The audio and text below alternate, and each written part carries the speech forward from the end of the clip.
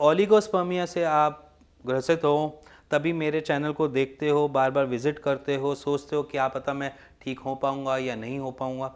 देखो, ऐसे विचार लेते हो ना जब अपने पास, और जब आपको ऐसी चीज़ें लगती हैं कि ये चीज़ क्योरेबल है या नहीं है, क्योंकि शायद आपको बहुतों ने आईवीएफ रिकमेंड कर दिया हो, या बहुतों ने बोला आईयूआई आपका ट्रीटमेंट है और स्पर्म काउंट ऐसे नहीं बढ़ सकते हैं, किसी ने भी आपको ये चीज़ें बोल रखी हो, तो समझ लेना उस पर आप कांटा मार दो या उस चीज़ को डिलीट और F4 दबा दो, क्योंकि वो चीज़ आप माइंड से निकाल ही दो। क्योंकि ऐसा कुछ नहीं है कि स्पर्म काउंट आराम से आपके बढ़ सकते हैं।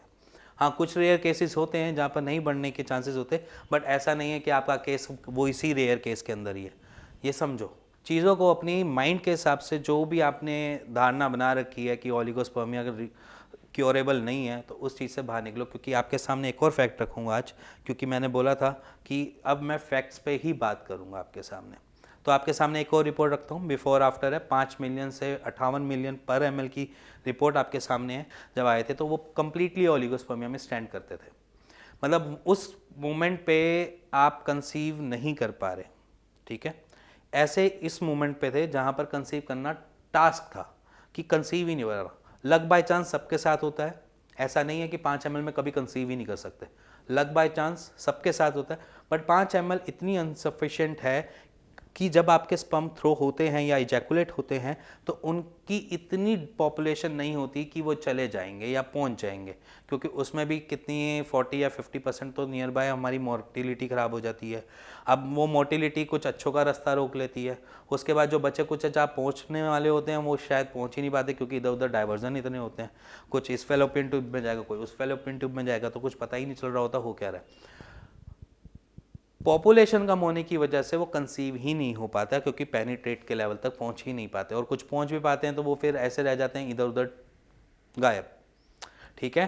तो यहाँ पर पॉपुलेशन जितनी मर्जी बड़ी कर लो, वो आपके लिए ही बेटर है। जो कंसीव करना चाहते हैं, जिन्होंने प्लान करना है एज ए चाइल्ड या बेबी प्लान कर रहे हैं, तो वो जब पॉपुलेशन को बढ़ाएंगे अपने स्पर्म की, तो वहाँ पर पेनिट्रेशन के जो चांसेस होते हैं, एज ए एग के अंदर पेनिट्रेट के जो चांसेस होते हैं वो बढ़ जाते हैं।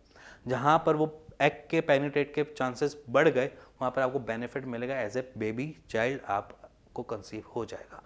अब यही फैक्ट्स के सामने कि अगर वो 5 ml से कर रहे थे तो नहीं कंसीव हो पा रहे थे, अब 58 मिलियन है, थोड़ी सी प्रोग्रेस और चाहिए, मे बी शायद ज़्यादा भी नहीं चाहिए। अब शायद आज की डेट में अगर वो करना चाहें, ओव्यूलेशन साइकिल के ऊपर काम करें एज एन कपल हैं, तो वो कम्प्लीटली आज की डेट में कंसीव कर सकते हैं। कोई भी उनकी रिपोर्ट्स में कैसा भी डिसऑर्डर नहीं है। ये समझ लीजिए कि ओलिगोस्पर्मिया आराम से क्योर हो सकता है, अगर आपको राइट टाइम पे राइट चीज़ समझ आ जाए। एज ए डॉक्टर मैं बोलूँगा, अगर मैं राइट टाइम पे राइट चीज़ें या राइट कॉज या राइट ट्रबल हमें समझ आ जाए तो बहुत ईजी है, ठीक है। अगर आप देखा जाए तो आप जो जाते हो एलोपैथिक के पास, मैं मना नहीं करता उनका ट्रीटमेंट बुरा होता है, उनका ट्रीटमेंट भी सही होता है, क्योंकि उनका ट्रीटमेंट में बेसिकली क्या होता है कि वो आपको सप्लीमेंट दे रहे होते हैं, वो कॉज नहीं पकड़ रहे होते हैं।